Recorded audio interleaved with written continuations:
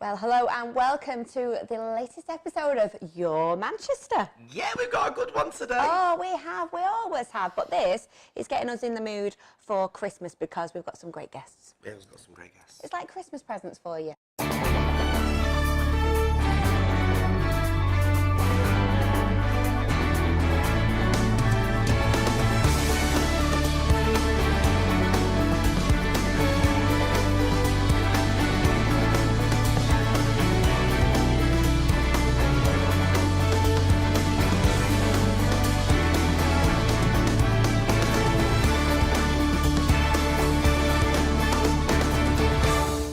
Just quickly tell everybody that this is our last episode for now, and then we have got a little week off, and then we are bringing you the first Your Manchester musical, that's simply known as the Your Manchester Christmas Carol, everybody. Yeah. We've had music written by the guys that wrote Closets, the musical. Fantastic. Our lovely Ashley Walsh, and it's been directed, everybody, by the legend that is Mr. Adam Zane. So that's coming your way in just a few weeks' time. But until then, speaking about good plays, good plays, we talk about a lovely lady with... Well, Rita Simons. Actually, I got to meet her before she went in the jungle to talk about a production that's coming to the Lowry this April. And it went like this. Ooh. So today we are very lucky to actually get an exclusive talk to Rita Simons and the amazing Joe McFadden for the House on Cold Hill. Now, one thing, it's supposed to be scary and it's supposed to be a ghost story. Let's speak to the cast to have a look. All right, for Your Manchester, it's a very, very special day today because we're joined by the House on the Cold Hill. We've got Rita Simons and we've got the amazing Joe McFadden as well. Hello, guys. How are you? I'm very, very well. I'm very excited to see you guys today. So first of all, so House on the Cold Hill, what's it all about? It's about me. No, it's about both. That's all we need to know. Interview finished. We play a husband and wife. We move from the countryside. We move from the city to the countryside to this big, beautiful house. We've been going a long time this morning. A long time, yeah. You're doing amazing. It's a ghost story that's also a thriller that hopefully will have them on the edge of the seats. I'm sure it will. I'm sure it will with it. So it's a ghost story, first of all. So how does it feel like playing a ghost story? Are you scared of ghosts? I'm not scared of anything, unfortunately. I love horror. I love a good scary movie, but we've just discussed. I'm really desensitized to being scared through watching stuff. I think it stems back to when I used to watch Freddy Krueger at the age of about 10, and I loved all the Nightmare on Elm Street films. I know, so I'm not your normal. You can't really run it by me because I'm not scared by anything. But most normal really scared by a lot of stuff. I just watched Halloween the other day, and it's terrifying. And I love that. I love being that kind of physically affected by something.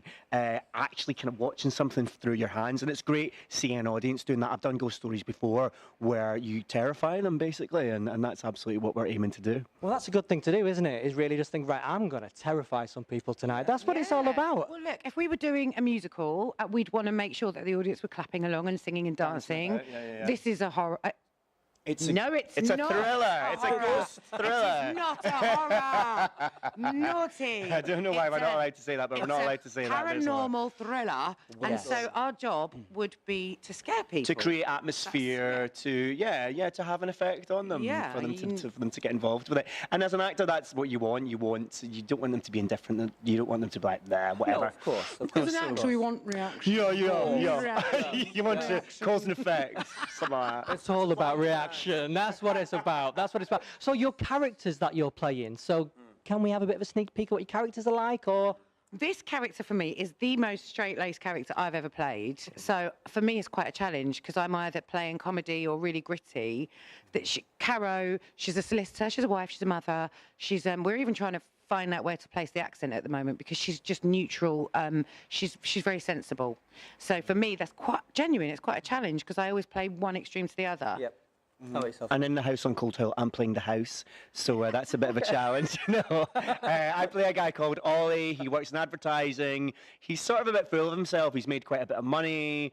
He's probably quite annoying. You know, it's all up for grabs at the minute. We haven't started rehearsals yet, but at the minute, that's the vibe I'm getting. So they're basically just two really annoying people.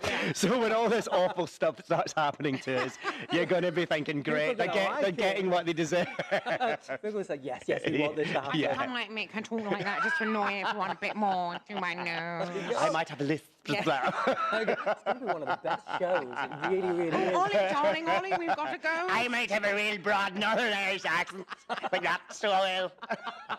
Oh, I absolutely love it. I might eat a lot of cakes, I think. Why should people come and see the show? Because we're in it. Because we're in it, because you're going to be scared, but you're also going to be thrilled and on the edge of your seats, and it's a really good story.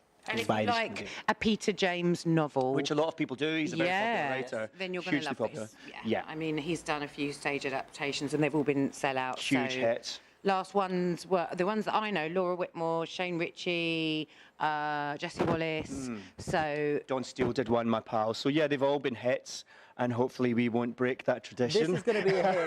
No This pressure. is going to be massive. We Trust think it me. will be. It will We be. hope it will be. Yeah, Come and see us. It will be. Everyone in Manchester, you're Manchester. Of course it will. yes, Manchester. Yes, Yo. Manchester. Yes, Manchester. That's what we want. Can we all shout out saying you're Manchester in 1, 2, 3? 1, 2, 3. You're Manchester.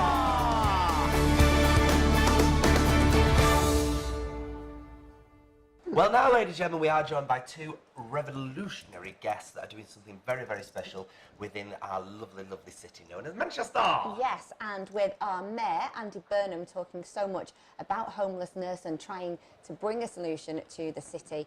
This is really, really great. So please, we have with us an amazing welcome for Danny Collins and Alice Sparks from Invisible Manchester. Thank you so much for coming and joining us. What is Invisible Manchester? Who wants to go first? So, Invisible Manchester is a social enterprise that trains people who have been affected by homelessness to give tours of the city.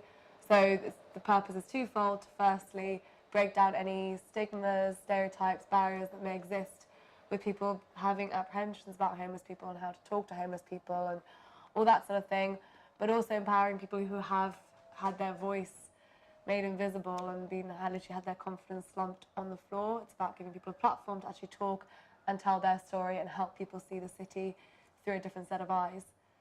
And they're seeing them through your eyes, aren't they, Danny? Because you're on this amazing kind of venture with Alice that's happening here in Manchester.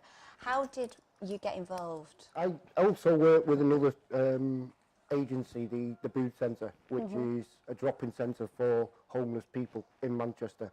Alice actually advertised through our centre. I was asked if I'd like to do it, and I'm absolutely loving doing it. It's about public awareness towards homelessness, and my tour is about art and poetry. On the tour I stop at different locations and I read one of my poems. It's about showing people that not everyone you see in a doorway is a raving alcoholic or a drug, and it's a great thing to show people that there is a lot of talent out there. And it's stories like this that we don't hear, isn't Yeah. it? It's kind of, we see homeless people on the streets and then there is kind of a bit of a negativity and that feeling that, it may be their own fault for being on there. I had my own business. I was doing quite well, but I was working 19, 20 hours a day, looking after a young family, and I basically had a meltdown.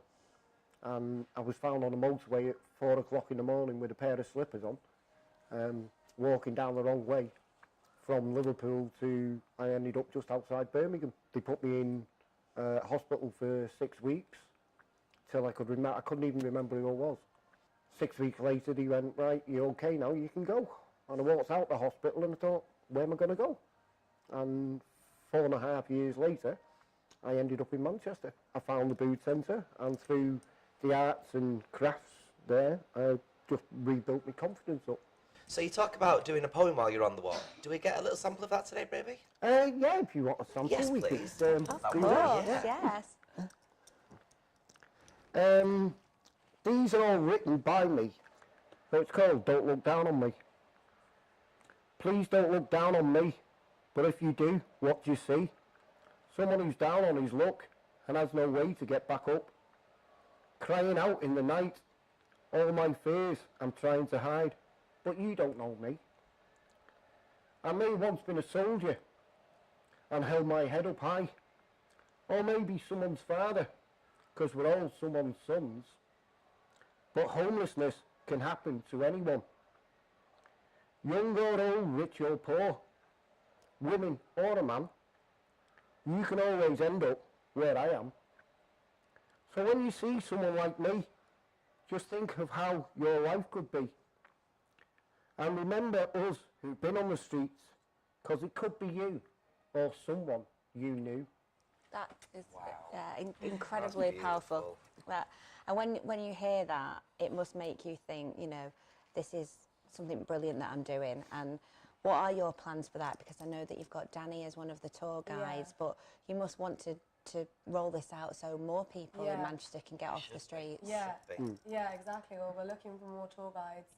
So if anyone wants to get involved, come along. Yeah. We're looking for more guides, and we're looking to do different themes around Manchester.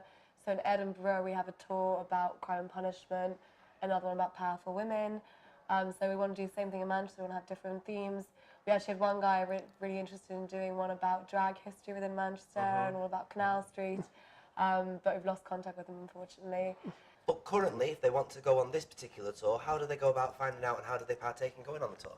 So we have our website, which is invisiblecities.org, and you can make a booking through there, or email at manchester@invisible-cities.org, or through our Facebook or Instagram, or anyway, or see Danny wandering around town with a green hoodie on and a hat. That's amazing. Genuinely wonderful. That's very good. I like all that. Well, thank you very much once again for your time. Thank you very much. Thank you. Oh, well, there we are. I know. How That's the quick stuff. has I that know. year gone? But this isn't the last thing you'll see for us from this year, because, like I said, we are bringing you a Your Manchester Christmas Carol, our very own take on Dickens's classic. It's like our gift to you for Christmas. It's going to be a gift, yes. Probably one that you want to take back. But anyway, get a receipt and make sure you check. Have you had a nice year? I've had a lovely year, actually. Yeah. I've learnt so much doing this. It's, you know. Are you ready quite for nice. Christmas as well? Have you got your advent calendar? Oh, yeah, and I've eaten all the chocolates. I'm just looking for some hung baubles. That's another thing altogether. Anyway, thank you everybody for watching. If you do watch Your Manchester Christmas Carol, thoroughly enjoy it. Other than that, I think we'll all take this opportunity to wish you a very wonderful Christmas and an absolutely marvellous New Year. Thanks for watching us here for 2018 on Your Manchester. Sound rolling. 3, 2.